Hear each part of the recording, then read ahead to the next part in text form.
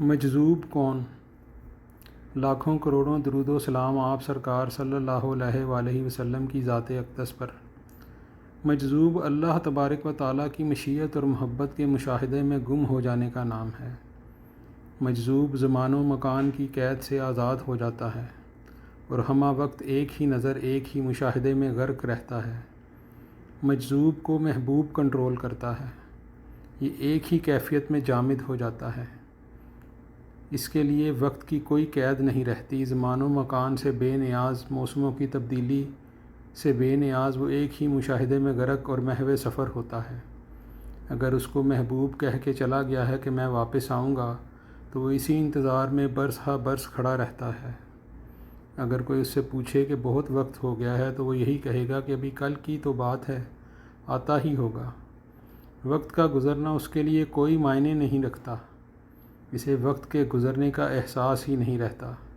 عام انسان اپنی زندگی میں ایک توازن قائم رکھتا ہے اور زندگی کے معاملات کو ایک متوازن طریقے سے نبھاتا چلا جاتا ہے، جیسے صبح اٹھنا، آفس جانا، آفس سے واپس آنا، رات کو سونا، کھانا وغیرہ۔ لیکن مجذوب کے لیے زندگی کا ایک ہی رنگ ہوتا ہے، ایک ہی موسم ہوتا ہے، وہ ایک ہی جلوے میں گم رہتا ہے، عالم حیرت یا عالم تحیر میں ہوتا ہے۔ عام طور پر مجذوب کی دو قسمیں ہوتی ہیں۔ پہلی قسم جو ہے وہ بیک وقت مجذوب بھی ہوتا ہے اور سالک بھی ہوتا ہے۔ سالک وہ عام انسانوں کے لیے ہوتا ہے کہ ان کو روحانی، دینی اور دنیاوی معاملات پر اپنی رائے دیتا ہے، رہنمائی کرتا ہے۔ اس قسم کی ایک واضح مثال مولانا روم کی ہے۔ مولانا روم کو مجذوبیت میں لے کے جانے والے شاہ شمس تبریز رحمۃ اللہ علیہ تھے، وہ خود ایک مجذوب تھے۔ پہلے مولانا روم ایک عالم کی حیثیت رکھتے تھے، لیکن شاہ شمس تبریز سے ملاقات کے بعد وہ بیک وقت سالک اور مجذوبیت کی کیفیت میں آ گئے۔ مثنوی روم دراصل مجذوبیت کی کیفیت میں لکھی گئی ہے، جس کو پڑھ کے حضرت اقبال رحمۃ اللہ علیہ مولانا روم کے مرید ٹھہرے۔ سالک وہ عام انسانوں کے لیے تھے۔ مجذوبیت میں جو علم ان کو عطا ہوتا تھا وہ عام انسانوں کے لیے وقف کرتے تھے۔ دوسری قسم کے مجذوب حیرت کدے میں محو مشاہدہ ہوتے ہیں، وہ کچھ بات نہیں کر سکتے، ان کی ذات صرف اور صرف مشاہدے میں گم ہوتی ہے۔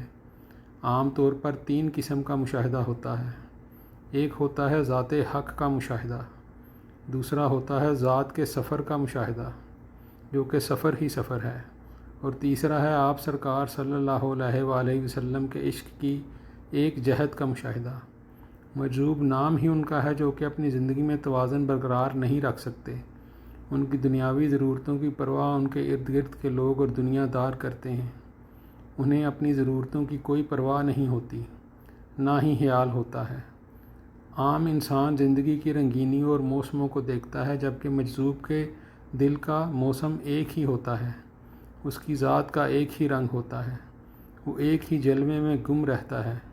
قلندر بھی مجذوب ہوتا ہے، لیکن جیسا کہ میں نے عرض کیا کہ وہ دو جہتی مجذوب ہے، ایک طرف سالک اور دوسری طرف مجذوب۔ مجذوبیت سے وہ علم حاصل کرتا ہے اور سالک بن کر لوگوں تک پہنچاتا ہے۔ مجذوب کبھی مخفی ہو جاتا ہے اور کبھی گویا ہوتا ہے، ہر وقت عالم تحیر میں گم، بعض اوقات مقام منزل سے بھی آگے نکل جاتا ہے۔ خبر تحیر عشق سن، نہ جنوں رہا نہ پری رہی، نہ تو رہا نہ ہی میں، جو رہی سو بے خبری رہی۔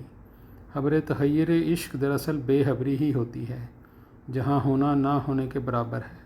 اللہ تعالیٰ آپ کو آسانیاں عطا فرمائے اور آسانیاں تقسیم کرنے کا شرف عطا فرمائے، آمین ثم آمین۔